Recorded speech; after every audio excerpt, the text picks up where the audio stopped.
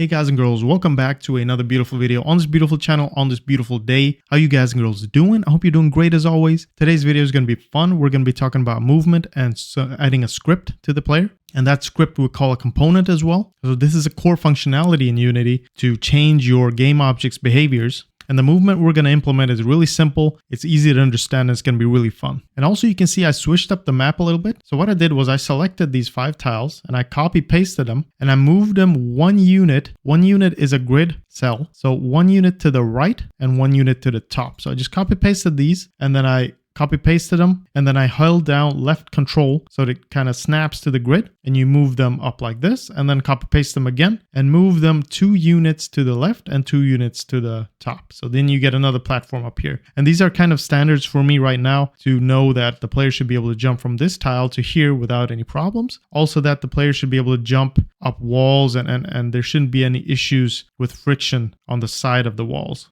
But that's for the next video. So to start off, we need to add a script. And I want you to go to your projects tab and create a new folder and call it scripts. We're going to try to stay organized here. So go ahead, go into your scripts and create a new folder called movement. Go into that and right click, create a C# script. So hopefully when you do that, you'll get a little box here so you can rename your script and don't click anywhere now. It's kind of important. If you click anywhere now, you'll get a bad script that you can't really change the name of. And there are 3 core things I want to tell you guys when you're creating scripts. Firstly, don't add any spaces to the file names because that will make or create a lot of issues later on. And it will cut the name in half in the file itself, in the class name. You'll see what I'm talking about in a minute. Make sure to camel case the name as well, because when you do that, it will show a space between both of the words in the inspector later on, make it look more clean. And also never change the name of the script. And that's what I'm talking about here, because if I click anywhere, we'll see that in the right side, in the inspector, you'll see a little preview of the script.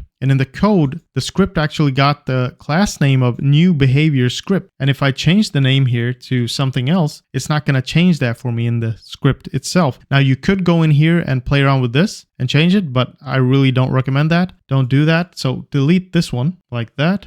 And let's create a new C# script and let's call it movement controller. Now I camel cased it. So it says movement controller in the script itself. There's another way to add scripts as well. If you click on any game object and you add a component and you search for script and it can say new script at the bottom. Now you can create a new script and give it a name here in the same way, move controller, and create an add. You'll actually create the script and add it to your player or any game object at the same time. Now what happened now is since I had a camel case, it separated the 2 words here for us. So it looks a lot cleaner, but the name of the class itself is still the same. And this one probably showed up here. So you just go ahead here and delete it. Like that. Let's go back to our scripts and let's open our movement controller. So once you have your script open like this, you'll see a few things here. You'll see a few library includes, also the class itself, and a few functions. So this is always by default. You get a little comment here telling us what these functions do as well. So these are some general computer things that it includes in these libraries. So just general stuff you don't have to think about. Most of the stuff you're going to use is also going to be in the Unity engine here in this include. So it's good to have that there by default. The class itself got the file name that we gave it. So it's perfect. Mono behavior is something for C# scripts. There's another way to add scripts to Unity, but for C#, just remember that you have to derive it from mono behavior. Start is a function that's called before the first frame update. So it's very self-explanatory. Initialize stuff here could be good. Update is called once per frame. So depending on your frame rate, it's going to be called that many times. If I'm on 144, 150, it's going to be called 150 times a second. And there are more functions here than what is shown. And we'll add those in a little bit and just talk about those as well. But for now, just remember that these are all default when you add a script. Now there's an important thing I want to show you guys that has to do with Visual Studio and auto completions. Now sometimes it might not work with Intellisense, and that is when you, for example, if I open it up and I start typing something here, this should show up. Suggestions should show up and just make your life easier. If you don't have this, it might be a little tricky. So to fix that, what we need to do is we need to go to your Unity, click on Edit and Preferences, go to External Tools, and I already have this selected here, but you might have Open File by Extension. And this might not work at all times. So just select, if you're using Visual Studio Code, you can select that as well. But for us, most probably it's going to be Visual Studio. Go ahead and click that and click on regenerate project files and just go ahead and close that. Now, if you go back here, you should be able to see your auto completions. And it's really important to have, like I said, because without that, it's quite hard to learn and you can't really test things out in the same way. But hopefully yours should work out of the box. Now we can start adding some things to our script. Now, what do we want to do? We want to firstly be able to see what's happening as well. So if I click on my player and I have my script here, I can move this script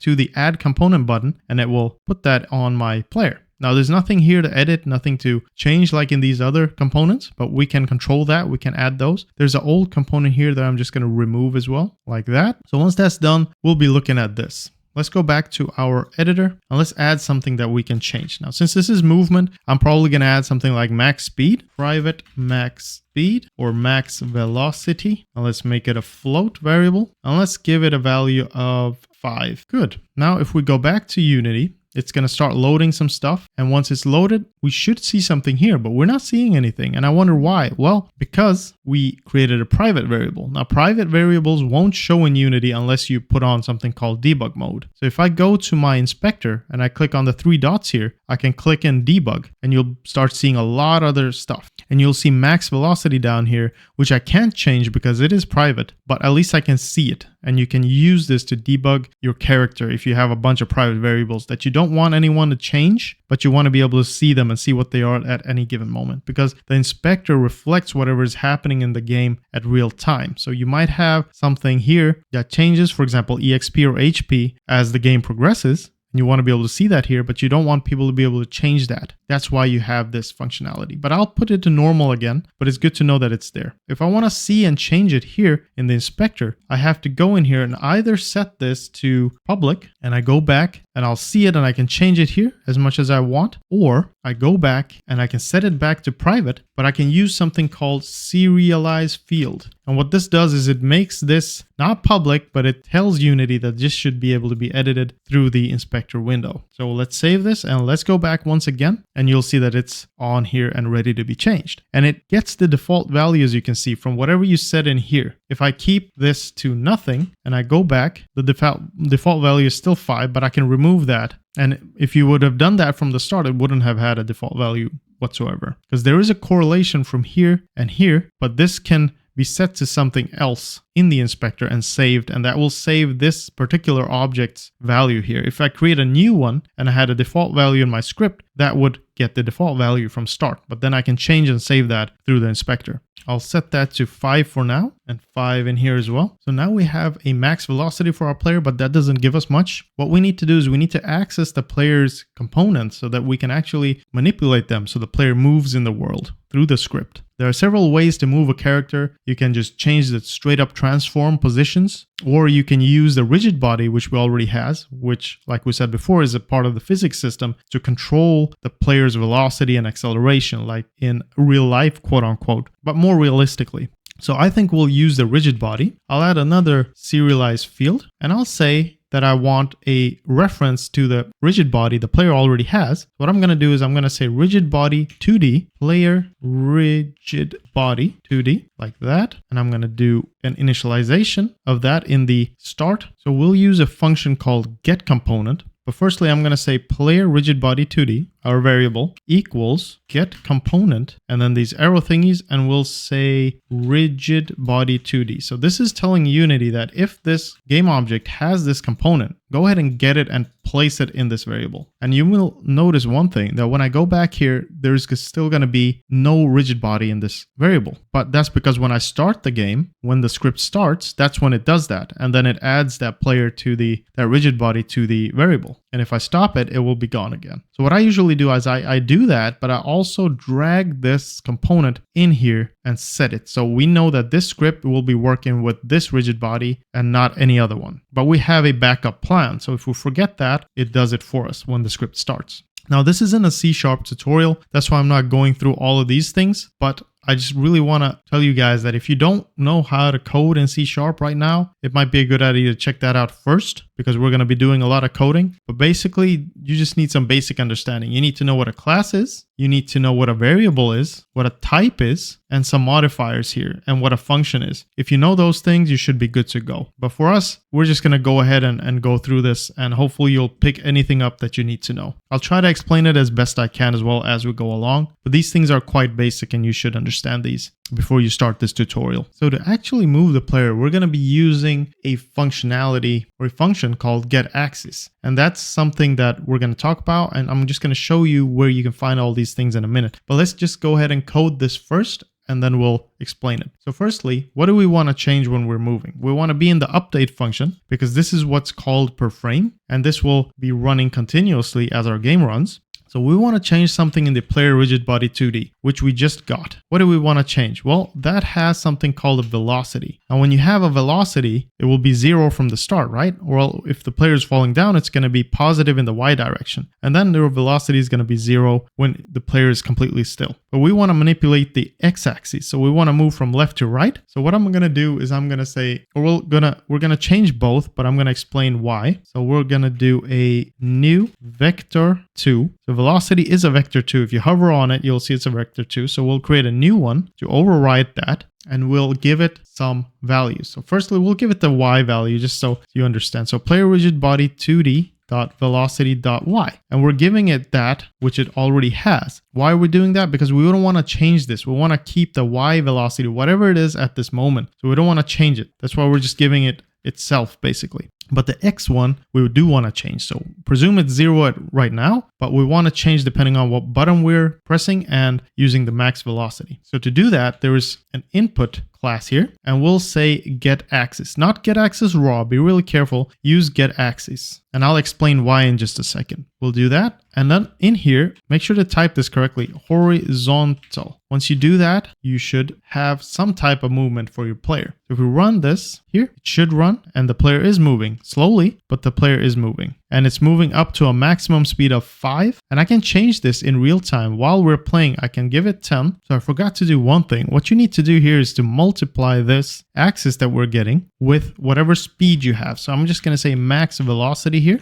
And what this does for us is that we get the axis we want to move. So left or right, in this case, horizontal. And this will only go from 0 to 1. So whatever we do will maximum go by 1 pixel or one float variable. But if we multiply it with max velocity, we'll take this value and multiply it with 5 in our case, and that will speed it up for us. Now we can try to run this. So now I have 1,000 here, and he's going to fly off the map. Let's close this, and let's put this to 5. I was just testing something. So 5 is pretty good. It's moving pretty fast, and you can change this in real time. So if I click 10 here, he's going to move a lot faster. If I do 1,000 again, he's going to fly off the screen. So just remember that you can change it here to try and debug stuff, but if you stop playing, it will go back to whatever it was before you started the game. Just remember that. So it won't really save for you while you're playing the game. Now, the important thing to know is the getAxis and the getAxis raw difference. If you go to edit and you go to project settings and you go to input manager, you can click on the axes drop down. Once you get that, you'll see these different ones that you can use. So you can use horizontal. That's the one we're using. It's a vertical one as well. But if we open up horizontal, that's the name of it. And I could change this name here and use that name in the script instead for horizontal here, but I'll keep it because it makes sense. Then you have the keybinds. So you have alternative buttons and you have the main buttons. Now we're using AD. You can also at the same time use the arrow buttons. Wouldn't make a difference. You can change these binds as well, but it says negative and positive. So negative would be your velocity is multiplied by a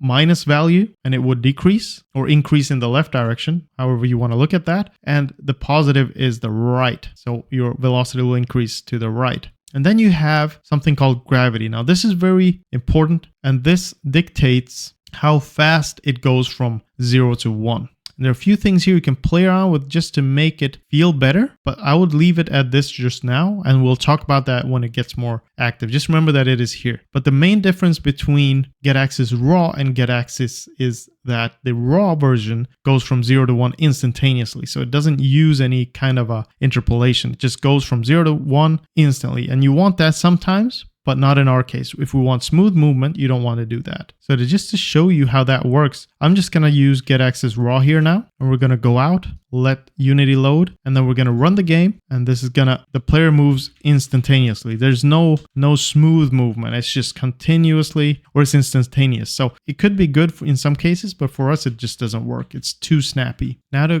get to the end of the video, I just want to explain a few more things. I said there were a few more functions here that I wanted to show you. And there are two more that I find very useful and that a lot of people use. And that is if we go to, if you type awake, you'll get a private void awake function. And awake is called when loading the script, not when the script starts. So this won't make much of a difference for us right now, putting it in awake, but it makes more sense to me because awake is called when it loads the script. So that's one step before start. So I'll just keep it there now. And then there's one more update. Now remember, I said update itself is called at once per frame, no matter how many frames you're at. So it can fluctuate and it can cause some weird buggy behavior. But there's another update called fixed update. Now, fixed update is specifically made for the physics engine updates. Now, physics engine updates at a certain frame rate. So I think it's around 50, something like that. So anything you change with the physics engine should be done here. If you're adding forces to your game object, rigid bodies, anything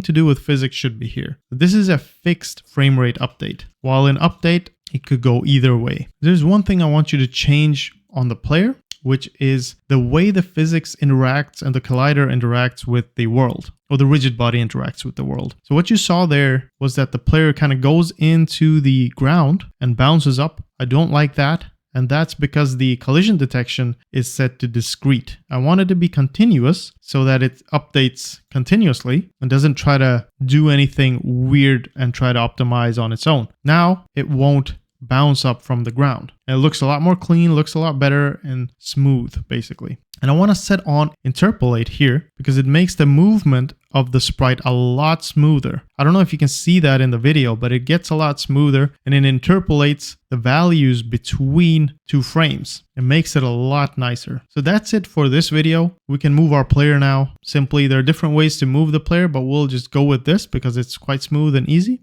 Hopefully you learned something in this video. Let me know in the comments whatever you guys think, and we'll continue with jumping in the next one. All right, take care and see you in the next one. Bye-bye.